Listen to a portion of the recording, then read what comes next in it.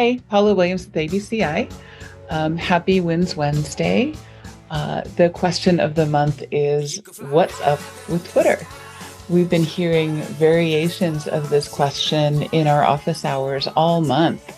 What's up with Twitter? Should we be staying on Twitter? Should we be paying for the blue check mark? Should we be getting off of Twitter? Should we be looking for alternatives? What's the deal, right? So people have always overestimated and underestimated Twitter since the very beginning.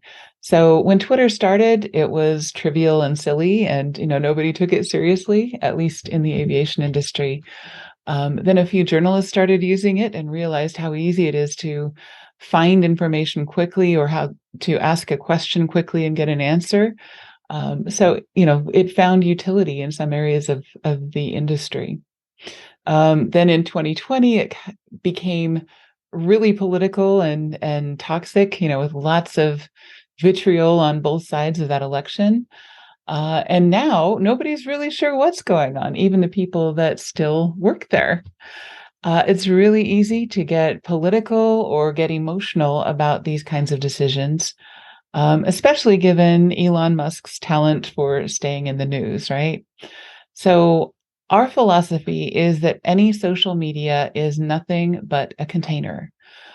We can argue about the shape and size of the container, the utility and suitability of this container for any particular purpose. But in its simplest form, that's all a social media channel is. Nothing can come out of a container that wasn't put in, right? So the contents of the container, to a greater or lesser extent, is up to you. If your container is a can of worms or a barrel of monkeys or a bowl of cherries, depends on the quality of your network and your interactions. So if Twitter has been working well for you as a prospecting tool, or as a tool to contact the media, or as a tool to build relationships with customers, then by all means keep using it as long as that continues to be the case, right? If you're not currently using Twitter, I would say that now is probably not a good time to invest the resources to start learning it, because it sounds like there are changes coming down the pike. So what we're going to do is what we always do to answer clients' questions, and that is to try it ourselves. So we're going to invest in a blue check mark. It's a fairly small investment anyway, and see if our results on Twitter improve or decline over the next 90 days. So stay tuned and we'll share those results with you. P.S. It's always best to have a backup plan for any business function that involves any third party. So you never want to risk everything on something that you don't control. That's like building your business in a property where the landlord is really volatile and you're not getting along. You don't want to have that happen. So social medias rise, they fall, they change the rules. You want to make sure that your business has more than one effective way to advertise, more than one way to maintain relationships with your customers, and more than one way to stay in touch with your media contacts.